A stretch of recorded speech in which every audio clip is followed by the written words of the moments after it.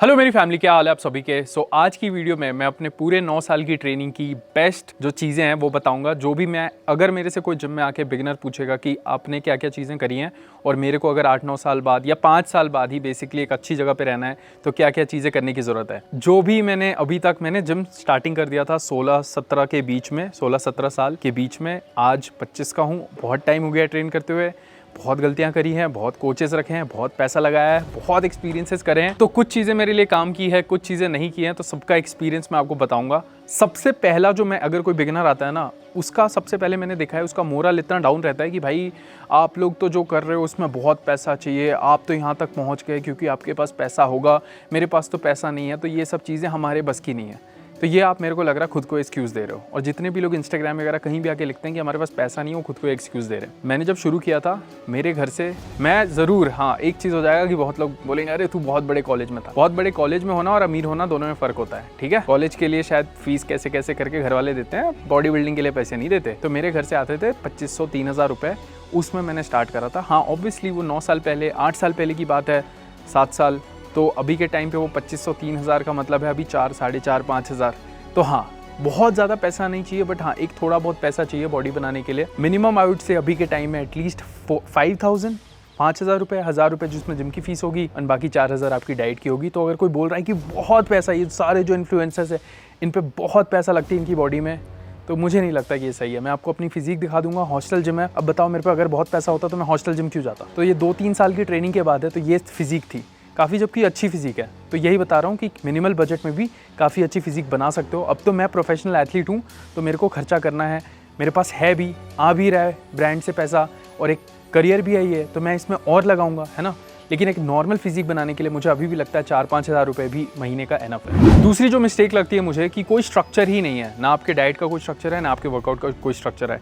बहुत सारे लोग जिम आते हैं, मैं उनसे पूछता हूँ कि तुम्हारा वर्कआउट शेड्यूल क्या है। मतलब नहीं, कोई वर्कआउट शेड्यूल नहीं है, जो मन किया आज जो सही लगा वो लगा दिया, आज जो सही लगा वो लगा दिया, जो एक्सरसाइज मतलब जो मशीन खाली दिखी वो लगा दिया। कोई प्लानिंग नहीं है, कोई स्ट्रक्चर नहीं है। तो अगर आपके पास कोई स्ट्रक्चर ही नहीं है तो इम्प्रूवमेंट कैसे जज करोगे। तो आई वुड सजेस्ट कि एक प्रॉपर वर्कआउट प्लान बनाओ अपने अकॉर्डिंग, अपने हिसाब से, अपने नॉलेज लेके। And week 1 to week 12, week 14, week 15 progress देखो।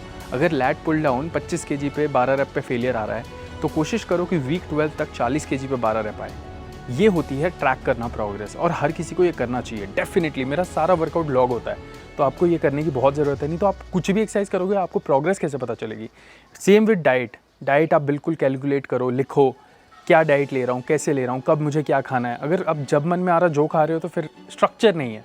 तो that is what I am saying कि सबसे इंपॉर्टेंट है किसी भी ट्रांसफॉर्मेशन का कि एक स्ट्रक्चर हो। ये मेरा वर्कआउट प्लान है, ये मेरा डाइट प्लान है, बाकी चीज़ें बाहर में जाए। मतलब ये दोनों चीज़ें मेरी स्टिक होनी चाहिए 100%। नेक्स्ट पॉइंट इज़ कि आपको कितने सेट्स चाहिए। बहुत सारे लोग जंक वॉल्यूम करते हैं। जंक वॉल्यूम का मतलब हो गया हफ्ते में आप काउंट तो करो आप कितने सेट लगा रहे हो। शायद आप चेस्ट के 30 सेट लगा रहे होगे, 2 दिन चेस्ट लगा रहे हो तो एक दिन 15-16 सेट, एक दिन 15-16 सेट। मैं इसे जंक वॉल्यूम कहता हूँ। इतनी की ज़रूरत ही नहीं है अगर आप सही से ट्रेन कर रहे हो। मैक्सिमम टू मैक्सिमम मैं सजेस्ट करता हूँ 20 सेट्स पर मसल ग्रुप पर वीक। अब 20 सेट्स लगाने हैं तो सबसे बढ़िया चीज़ होती है कि आप हर मसल को 2 बार ट्रेन करो। तो मंडे को चेस्ट किया तो वहाँ पे आप लगा सकते हो 10 से 12 सेट्स। दूसरे दिन थर्सडे या फ्राइडे चेस्ट किया, वहाँ लगा लिए 8-9 सेट्स। तो 20 सेट्स पर वीक। इससे ज़्यादा मेरे को लगता है कि कुछ भी आप कर रहे हो वो जंक वॉल्यूम है, क्योंकि नेचुरली आपकी बॉडी इतना रिकवर नहीं कर सकती कि आप 25, 30, 40 सेट तक लेके जाओ। मैंने रिसर्चेस भी पढ़े हैं, सबसे स्वीट स्पॉट होता है 20, 21, 22 सेट्स। तो एम करो कि आप पूरा जो वर्कआउट प्लान बनाओ उसमें हर मसल ग्रुप को 20, 21 सेट्स मिले। इतना एनफ है, ट्रस्ट करो। बहुत लोगों को लगेगा नहीं यार इतने में मज़ा नहीं आ रहा, इतना एनफ नहीं है। आप अगर फेलियर तक ट्रेन करोगे तो इतना एनफ होगा। शायद आप हाफ एफर्ट डाल रहे हो, एफर्ट ही नहीं डाल रहे हो। तो आप एक ऐसा वर्कआउट प्लान बनाओ जिसमें 20 से 22 सेट हो पर हफ्ते हर मसल ग्रुप के लिए। छोटे जो मसल ग्रुप हैं, फोर आर्म, काव्स, नेक, इन सब के लिए 5 सेट 6 सेट भी एक दिन हफ्ते में करा एनफ है। उसका अगला पॉइंट है सबसे ज़्यादा इग्नोर, जो कि मैंने भी 3-4 साल करा है पहले, वो है कार्डियो। कार्डियो ऐसा लगता है कि हमारे जिम में तब करा जाता है जब फैट लॉस का बारी आ जाए, जब श्रेड करना है, कट करना है, तब हम कार्डियो स्टार्ट करेंगे। बट कार्डियो क्या है? कार्डियो का फुल फॉर्म क्या है? कार्डियोवैस्कुलर, मतलब आपका हार्ट हेल्थ। तो आप हार्ट हेल्थ को क्या तभी ट्रेन करोगे जब आपको कटिंग करनी है? तो ये बड़ा ही अजीब साउंड कर रहा है ना। तो इसीलिए मैं हर बिगिनर, हर किसी को सजेस्ट करूँगा कि आप एवरी डे कह रहा हूँ, एवरी शायद आप वेट ट्रेनिंग ना करो, वेट ट्रेनिंग में सजेस्ट करता हूँ हफ्ते में 5 दिन, 2 दिन रेस्ट सजेस्ट करता हूँ, बट आप एवरी डे कैसे भी 15 मिनट 20 मिनट निकालो कार्डियो के लिए। या तो आप एक छोटा जॉग कराओ 20 मिनट 2-3 किलोमीटर का, या तो आप स्पीड वॉकिंग कराओ, बहुत जरूरी है। कार्डियोवैस्कुलर हेल्थ आजकल इग्नोर हो रहा है, हार्ट अटैक्स आ रहे हैं इतने सारे, क्यों? लोग फिर जिम को दोष देने लगते हैं। जिम से कोई लेना देना नहीं है, बट जिम आप कर रहे हो, बॉडी बना रहे हो, मसल बना रहे हो, बट आप हार्ट को ट्रेन नहीं कर रहे हो, यहाँ प्रॉब्लम हो जाती है। तो इसीलिए मैं हर किसी को सजेस्ट करूंगा कि अपना कार्डियोवैस्कुलर हेल्थ को भी ट्रेन करो। ऑल्सो भाइयों, अगर आप एक बढ़िया प्री वर्कआउट ढूंढ रहे हो तो मसल ब्लेज का रैथेक्स मैं सजेस्ट करूंगा। देखो जेन्युइनली मैं यूज करता हूँ, ठीक है। बहुत सारे लोग ना, मैं बता रहा हूँ, मैंने देखी हुई है ये चीज़ कि बहुत सारे क्रिएटर्स का मैं मिला हूँ जब, कि वो जो ब्रांड प्रमोट करते हैं वो यूज़ नहीं करते हैं। एंड ये चीज़ मेरे को कभी ज़िंदगी में नहीं करनी, इसीलिए ब्रांड चेंज नहीं करा 4-5 साल से, बिकॉज मैं वो क्रिएटर नहीं बनना चाहता कभी, क्योंकि मैं कॉन्फिडेंटली चीज़ प्रमोट करना चाहता हूँ जो मैं यूज़ करता हूँ। धड़ल्ले से कोई कभी भी आपको नहीं दिखेगा कि मेरे को कोई दिखा दे कि कोई और ब्रांड यूज़ कर रहा है। हो सकता है कि कभी ज़रूरत पड़ गई, कभी कहीं अलग ही दुनिया में है, जिम बैग नहीं है, कुछ नहीं है, तो किसी ने दे दिया, वो अलग सीन है। बट ये मैं कैरी करता हूँ अभी, ये देखो बिल्कुल खत्म होने वाला है, ठीक है। तो जेन्युइन चीज़ है, मैं सजेस्ट करूँगा आपको यूज़ करना रैथेक्स, ठीक है। 4500 mg एल्सिटिलिन, 3500 mg बीटा-एलेनिन, 3000 mg नाइट्रोब्लेज और 200 mg कैफीन। 100% मैं बता रहा हूँ, आप ये प्री ले सकते हो। स्लीप की भी कोई इशू नहीं होती है, 3-4 घंटे आपको हिट करेगा बढ़िया, पहला 1-1.5 घंटा बढ़िया मोमेंटम बना के रखेगा, टेस्ट भी अच्छा है। और एक और चीज़ है, बिल्कुल आप ये ट्रस्ट कर सकते हो कि क्यों कुछ भी इसमें ऐसी चीज़ नहीं डली होगी जो आपके बॉडी को हार्म करते ज़्यादा। 100% सही चीज़ें डली होंगी। डेफिनेटली अच्छा पंप आता है, बॉडी बिल्डिंग, पावर लिफ्टिंग हर कोई यूज़ कर सकता है। तो इसका लिंक मैं डिस्क्रिप्शन बॉक्स में डाल रहा हूँ। तो डेफिनेटली अगर आप प्री ढूंढ रहे हो तो यही सजेस्ट करूँगा मैं। अब मेन पॉइंट पे आ जाते हैं कि सारे लोगों को ये कन्फ्यूजन रहता है कि बेस्ट रैप रेंज क्या है। देखो, मैं पावर लिफ्टिंग के लिए ट्रेनिंग करता हूँ, उसके बाद भी मेरी आप फिजिक देखो। अब ये कैसे है, मैं तो उतने हाई रेप्स करता नहीं, तो मेरा ये मानना है कि हाई रेप की ज़रूरत ही नहीं है। एनीथिंग ओवर 12-13 रेप्स की मेरे को नहीं लगता जिम में ज़रूरत है। ये मेरा 100% बिलीफ है, मैं गारंटी दे सकता हूँ आपको। 15 रेप से ऊपर बिल्कुल वेस्ट है, ज़रूरत नहीं है। एंड्योरेंस के लिए कर रहे हो, स्टैमिना के लिए कर रहे हो, अलग चीज़ है। बट अगर आप जिम से बॉडी बनाने के लिए आ रहे हो, मसल फाइबर के लिए आ रहे हो, 15 के नीचे, मैं तो कहूँगा 12 के नीचे, मेरा ये मानना है। तो आप आओ, कंपाउंड मूवमेंट जैसे स्क्वाट, बेंच, डेडलिफ्ट है, डंबल प्रेसेस हैं, इनमें आप कोशिश करो 6 to 10 हैवी, जहाँ पे आप 7-8 रैप के बाद स्ट्रगल करो, 1-2 रैप एक्स्ट्रा निकालो थोड़ा बहुत ग्राइंड करके, एंड देन आप जो मशीन्स वगैरह में जाओ, वहाँ 10 रैप्स, 12 रैप्स, 13 रैप्स में फेल हो जाओ। ऐसा वेट चुनो जहाँ पे आप 11, 12, 13 रैप्स में फेल हो जाओ। कोई मतलब नहीं बनता अगर आप एक एक्सरसाइज में 17 रैप, 20 रैप लगा रहे हो और फेलियर तक जा भी नहीं रहे हो। फेलियर जाना ज़रूरी है। स्क्वाट, बेंच, डेडलिफ्ट में नहीं बोल रहा हूँ, बट अगर आप कोई भी मशीन करते हो, डंबल प्रेसिंग करते हो, ट्राई करो, हर बार कोशिश करो कि कम से कम फेलियर के पास पहुँचूँ, पास तो पहुँचूँ। ऐसा नहीं कि मेरा लास्ट रैप ऐसा दिख रहा है और रख दिया, क्या मतलब बन रहा है वहाँ। उसके बाद मेरी कुछ फेवरेट एक्सरसाइजेज जो मेरे लिए बहुत काम की हैं पिछले 9 साल में, वो मैं आपको बताना चाहूँगा। चेस्ट मैं हमेशा सजेस्ट करूँगा, आप एक प्रेसिंग मूवमेंट रखो, इंक्लाइन या फ्लैट, कोई भी एक प्रेसिंग मूवमेंट रखो, एंड उसके साथ एक कोई भी फ्लाई, या तो पेग डेक पे या केबल क्रॉस पे। उसके बाद बैक में पुलअप्स बहुत बढ़िया है। पुलअप ने ही मेरी बैक को इतना वाइड किया है, मेरी डेडलिफ्ट को स्ट्रॉन्ग किया है। तो पुलअप्स हर किसी को प्रोग्रेस करना चाहिए। अगर आपसे पुलअप नहीं लगते तो असिस्टेड पुलअप मशीन पे या बैंडेड पुलअप लगाओ।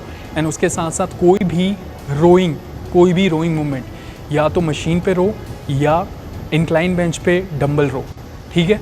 उसके बाद अगर मैं बात करूँ आर्म्स की, बाइसेप में मैं ज़्यादा एक्सरसाइज नहीं सजेस्ट करूँगा। एक एक्सरसाइज जहाँ पे भी आपका बाइसेप स्ट्रेच पोजीशन से स्टार्ट होता है, जहाँ पे आपका हाथ जो है आपके बॉडी के पीछे है, स्ट्रेच पोजीशन में, वहाँ से लेके आ रहे हो, वो एक एक्सरसाइज। और एक जहाँ पे आपका हाथ आपके आगे से स्टार्ट होता है, जैसे कि प्रीचर कर्ल हो गई, ये हो गई। ट्राइसेप के लिए मैं हमेशा सजेस्ट करूँगा आप क्लोज ग्रिप बेंच करो, बहुत बढ़िया एक्सरसाइज है स्ट्रेंथ के लिए। और उसके साथ साथ कोई भी एक एक्सटेंशन मूवमेंट एंड एक ओवरहेड मूवमेंट, दैट्स ऑल। उसके बाद हम आ जाते हैं लेग्स पे। एब्स हर किसी को पता है, बेसिक आप क्रंचिंग, रोप क्रंचेस कर सकते हो, डिक्लाइन बेंच पे कर सकते हो। लेग्स क्वाड के लिए I would suggest front squat, बहुत अच्छे हैं। फ्रंट स्क्वाट नहीं लगता, गॉबलेट स्क्वाट कर सकते हो, बहुत बढ़िया है। उसके साथ आरडीएल, एक हिंज मूवमेंट, आरडीएल बहुत ही बढ़िया एक्सरसाइज है, हर कोई रख सकता है। लेग प्रेसिंग बहुत बढ़िया एक्सरसाइज है। बुल्गेरियन स्प्लिट स्क्वाट, 1 लेग पे होता है बुल्गेरियन स्प्लिट स्क्वाट, स्टेबिलिटी के लिए बहुत अच्छा है। एक लेग स्ट्रेंथ बनाने के लिए भी बहुत अच्छा है। काव्स आप स्टैंडिंग स्मिथ मशीन का रेजेस कर सकते हो। तो ये मेरी सारी फेवरेट एक्सरसाइज है। उसके साथ साथ एक मसल जो इग्नोर हो जाता है वो है नेक बहुत कम लोग ट्रेन करते हैं। नेक के भी 2 से 3 सेट आप रख सकते हो इस वे में। और एक और हो जाता है फोरआर्म इग्नोर्ड। फोरआर्म के भी आप हफ्ते में 3 से 4 सेट 5 सेट रख सकते हो। इनको बहुत ज़्यादा ट्रेन करने की ज़रूरत नहीं है, इनको अगर आप हफ्ते में 5 सेट भी दोगे ग्रो हो जाएंगे। एक और मिस्टेक जो मैंने देखा है जिम में करते हुए वो है कि जिम घुसते ही एक्सरसाइज स्टार्ट कर देना। 90% लोग जिम आते ही बैग रखा एंड स्टार्ट। बॉडी स्टिफ की हो जाती है जिम वालों की, मेरी भी थी। अब मैं उस पर काम कर रहा हूँ बहुत। मैं चाहता हूँ कि मैं भी मूवमेंट कर पाऊँ फ्रीली। इसके लिए आपको डायनामिक स्ट्रेचिंग मोबिलिटी ड्रिल्स करना ज़रूरी है, ठीक है। तो जिम आके 15 मिनट मोबिलिटी ड्रिल्स करो। आप एक बार ना आप यूट्यूब करो हिप मोबिलिटी ड्रिल्स और आप कोशिश करो उनको करने की। आपसे नहीं होगा, अगर जो लोग नहीं करते नहीं होगा। आपको लगेगा अरे मैं तो 200 किलो की स्क्वाट करता हूँ, मेरे से हिप मोबिलिटी नहीं हो रहा है, क्योंकि हमारी इतनी टाइट हो जाती है हिप्स बैठे बैठे। वर्कआउट अलग चीज़ है, मोबिलिटी अलग चीज़ है, तो उस पर काम करने की ज़रूरत है। तो हर किसी को मैं बोलूँगा कि 15 मिनट आके मोबिलिटी ड्रिल, खास करके हिप एरिया की। शोल्डर पेन होता है बहुत लोगों को, लेफ्ट शोल्डर, तो उसको करते हो कभी हिप मोबिलिटी शोल्डर मोबिलिटी, तो शोल्डर मोबिलिटी की 2-3 ड्रिल्स आके तो ये करोगे तो पेन नहीं होगा। कितने लोगों को नी का होता है, नी, तो नी के लिए कुछ ड्रिल्स, डक वॉक्स हो गए। तो ये सारे आप ड्रिल्स मेरे पास 12-13 ऐसे लिखे हुए रहते हैं और मैं आके उनको परफॉर्म करता हूँ, जिससे कि मैं इंजरी से भी दूर रहूँ। जो मेरा आखिरी पॉइंट है वो अभी के इंस्टाग्राम में 15 साल 16 साल 17 साल में बहुत ही क्रेज़ी फिज़िक, क्रेज़ी स्ट्रेंथ आ रही है, बट ये शायद 0.001% होंगे। तो बाकी लोगों का क्या? तो बाकी लोग बहुत ज़्यादा डीमोटिवेट हो सकते हैं, उनका मोरल डाउन हो सकता है। तो देखो, आप अपनी जर्नी को एंजॉय करना सीखो। बहुत ही, मैं बता रहा हूँ, ये टाइम में दूसरों को देख के इनसिक्योर होना बहुत ज़्यादा नॉर्मल है। तो यहाँ आप डीमोटिवेट हो सकते हो। तो इसीलिए मैं कह रहा हूँ just focus on your path, your journey, ठीक है। आपने जो आपके बस की है आप 100% दो। क्योंकि मैं भी इंस्टाग्राम पे देख सकता हूँ दूसरों की लाइफ अच्छी है, दूसरों का ये है, दूसरों का वो है, दूसरे मेरे से कम मेहनत कर रहा है फिर भी उनको मिल रहा है। ये नेचुरल इंसान की थिंकिंग है। ये 15 साल में कैसे ऐसे फिजिक बना ली, स्टेरॉइड ले रहे हैं, ये ले रहे हैं, 10 चीज़ें सोचते रह जाओगे। Just enjoy your journey. मैं नहीं कह रहा नेचुरल है नहीं है, नेचुरल मेरे कोई मतलब नहीं है भाई। मैं क्या पढ़ूंगा इन सब चीज़ों में, आप भी क्यों पढ़ोगे इन सब चीज़ों में। Just focus on your life. आपका कमरा है, आपकी मेहनत है, आपकी फिजिक है, आपका मिरर है, तो आप अपने पे ध्यान दो, ठीक है। वैसे बनो जो सिर्फ अपने पे ध्यान देता है। तो मेरा एडवाइस यही होगा, दूसरों पे ध्यान ही मत दो। इंस्टाग्राम पे कुछ अच्छा दिखता है तो मोटिवेट हो and just keep working on your self, keep improving your self. आप अपने आप पे जॉट डाउन करते जाओ, शायद 5-6 साल 7 साल बाद आप फाड़ दोगे। तो लेट्स गो। बाकी यही थी टिप्स। अब आगे का गोल क्या है, बहुत सारे लोगों को इंटरेस्ट होगा। तो भाई आगे का कोई गोल नहीं है, कोई कंपटीशन नहीं खेल रहा मैं। जब तक मैं 325 डेडलिफ्ट नहीं कर दूं, 300 किलो स्क्वाट नहीं कर दूं और 200-205 तक की बेंच ना कर लूं, तब तक मैं कंपटीशन नहीं खेलूंगा। शायद अगर उसमें 1.5 साल भी लग जाए, मैं नहीं बोल रहा हूँ, कुछ भी हो सकता है भाई, क्योंकि ऑब्वियसली मेरा स्लो बहुत ग्रोथ होता है। तो शायद उसमें 1.5 साल लग जाए, 2 साल लग जाए, तब तक मैं कोई कॉम्पिटिशन नहीं खेलूँगा। अभी यही दिमाग में है। देखते हैं, अगर 6 महीने में मेहनत करी, 6 महीने में कोच वगैरह रखा है इंटरनेशनल, 6 महीने में अगर कुछ हो गया इम्प्रूव तो खेलेंगे। नहीं तो जब तक ये नंबर्स हिट नहीं कर लूँ जिम में, तब तक मैं कंपटीशन अभी नहीं खेलूँगा। तो आज मेरा नया प्रोग्राम स्टार्ट हो गया इंटरनेशनल कोच के अंडर। तो अभी लाइट है, पहला वीक है, लाइट वर्कआउट है। आज आई थिंक 215 स्क्वाट है, 215 एक रेप और बाकी बैकडाउन है। तो let's go. I ain't here for fame, I'm here for war. One more rep, I need one more. Sleep on me, you'll hit the floor. I came from pain, now hear me roar. No comfort zone, just savage land. Blood on my calloused, chalk on my hand. Dreams ain't dreams if they come too bland. I make them real when I take that stand. Barbell loaded, demons cry. I don't skip sets, I multiply. When I fail, that's how I fly. Every downfall builds my sky. Beast mode ain't just a phrase, it's how I live, it's how I blaze. No shortcuts, just longer days. No second place in warrior ways. Blood, sweat, legacy. You ain't training, you ain't next to me. Discipline is the only recipe, and I scream louder if you do it for legacy. Wake up sore, that's how I grow. Weakness dies when the pressure shows. Mirror talks and the truth it throws. Only dead weight is doubt, let it go. Push through pain, don't wait for luck. Built in the shadows, forged with stock. They got excuses, I got guts. Grinding silent while they struck. I don't flex to impress, I train to progress. No hype, no mess, just war inside my chest. I'm not made for the quit, I was built from grit. Every star I commit, it's a medal I transmit. Beast mode ain't just a phrase, it's how I live, it's how I blaze. No shortcuts, just longer days, no second place in warrior ways. Blood, sweat, legacy, you ain't training, you ain't next to me. Discipline is the only recipe, now scream louder if you do it for legacy. This is for the early risers, the silent grinders, the ones who choose pain over pleasure every time. You're not weak, you're waiting to wake up. Wake up. Every deadlift's a message, every pull-up's a war. Every mile on the treadmill's a lion's roar. I ain't chasing hype, I'm breaking the law. When they rest, I train, that's hardcore. They said I couldn't, now I don't hear them. Tunnel vision, I just steer them. To my grave, I'll persevere them. Greatness, I engineer them. So load the plates and blast the sound. I ain't human when I'm gym bound. Turn my pain into battleground, cause I was made to wear that crown. Blood, sweat, legacy. Rep by rip around my destiny. No plan B, just prophecy. Beast for life, that's honesty.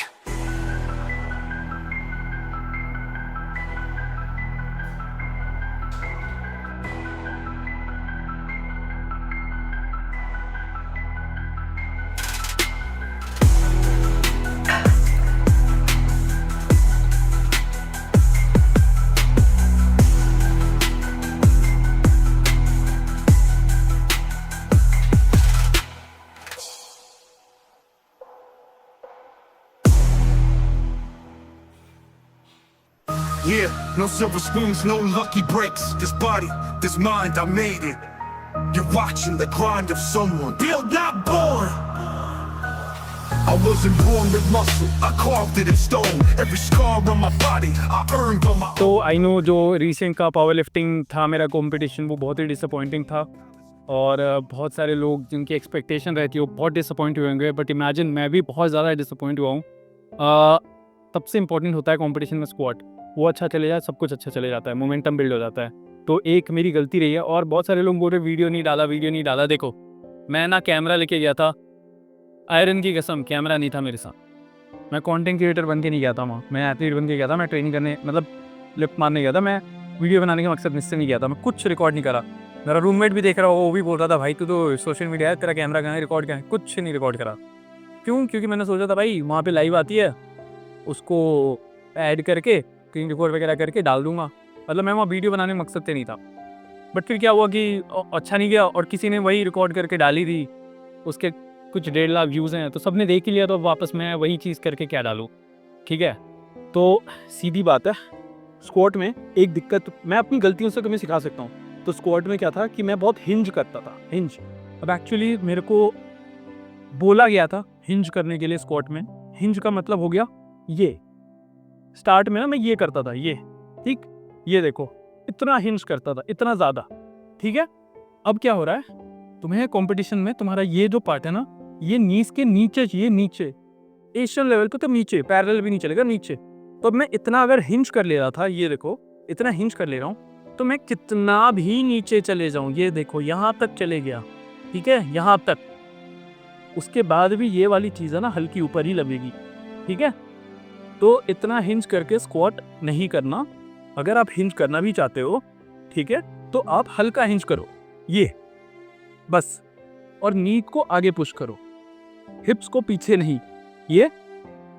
अब देखो better हुई ना depth. तो यही चीज़ की गड़बड़ थी, बहुत ज़्यादा हिंज कर रहा था. स्ट्रेंथ थी 275 277 तक की, बट वही है डेप्थ की इशू हो रही थी मेरे टेक पे. उस पर काम करेंगे. 8 महीने का ब्रेक ले रहा हूँ. 8 महीने, 10 महीने, 12 महीने, पता नहीं अभी. जब तक कुछ बढ़िया नंबर नहीं लिफ्ट हो जाएगा, खेलने का कोई मतलब नहीं होता. मैं हड़बड़ा भी जाता हूँ, मेरी भी गलती है. खेलना है नहीं खेलेंगे अब जब तक बढ़िया कुछ प्रेपरेशन ना कर ले. 4 कदम पीछे जाना भी ज़रूरी होता है लाइफ में, वो वाला मोमेंट अभी. ठीक है, थैंक यू सो मच जो लोग सपोर्ट करते हैं. सिर्फ अपनी दिखाना होता है, ख़राब समय भी दिखाना होता है, तो यही है. चलो शुक्रिया, मेहनत करते रहो. एक ना एक दिन तुम भी 10 बार फेल होगे, बट 11वीं बार की कोशिश मत छोड़ना. ऑल्सो अगर आप एक बढ़िया फ्लैट शूज़ ढूंढ रहे हो ना जिम के लिए, जिसमें आप डेडलिफ्ट लगा पाओ, स्क्वाट लगा पाओ, बेंच प्रेस लगा पाओ, ये है प्रो वुल्फ का DLX 600. बहुत ही बढ़िया शूज़ है. क्यों? क्योंकि इसका ग्रिप देखो आप. ठीक है, बहुत ही बढ़िया ग्रिप है. तो कोई भी आप सरफेस पे स्क्वाट करो, मान लो कितने सारे डेडलिफ्ट प्लेटफॉर्म स्लिपरी होते हैं, तो वो वहाँ पे आपका पैर में स्लिप होगा. ठीक है, और बहुत ही बढ़िया बेंच में आपको लेग ड्राइव मिलेगी. ये देखो कैसे एक ही जगह पे जम जा रहा है, कितना तेज में पुश कर रहा हूँ, ये देखो. तो ये चीज़ इस शूज़ को बहुत बढ़िया बनाती है. फिटिंग बहुत अच्छी है, डबल स्ट्रैप दिया हुआ है जिससे कि टाइट हो जाए बढ़िया से. तो मैं डेफिनेटली सजेस्ट करूँगा इस शूज़ को आपके पावर लिफ्टिंग या लिफ्टिंग की इस जर्नी में. इसको प्रो वुल्फ के वेबसाइट से बाई कर सकते हो. प्रो वुल्फ पे मेरा डिस्काउंट कोड है सिंगा. डेफिनेटली रेकमेंड करूँगा, बहुत ही बढ़िया शूज़ हैं. ट्रेनिंग में आपको मज़ा आ जाएगा.